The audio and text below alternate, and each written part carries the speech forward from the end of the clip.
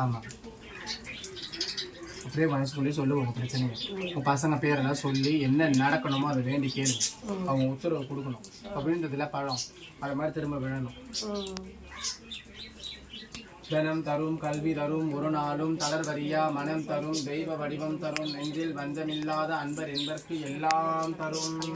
ஆத்தாளே எங்கள் அபிராமவள்ளியே, அண்டமெல்லாம் பூத்தாளை, மாதுளம்பூர் நிறத்தாளை, கொடியடங்க காத்தாளை, முக்கண்ணியை தொழுவோர்க்கு குறையேதுமில்லையேன்.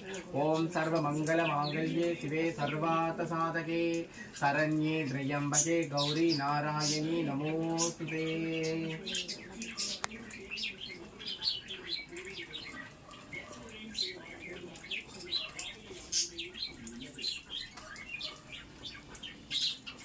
இது ஒத்துக்கணும்.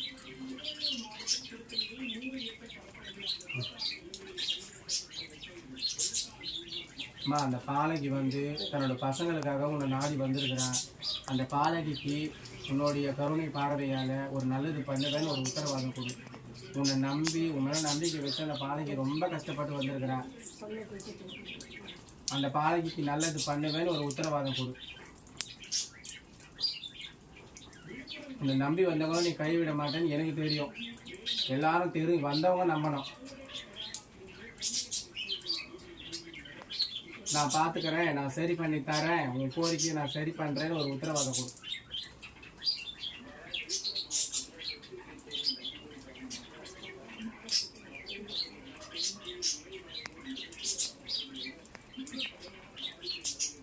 அந்த பாலகனுங்க 2 பேருமே இந்த பாலகி பேச்சை கேட்டு நடக்கிற மாதிரியும், அந்த பாலகியை மீறி எதுவும் செய்யாத மாதிரியும், அந்த பாலகனோட நாவடக்கி மனதடக்கி ஒரு நல்லது பண்ணு.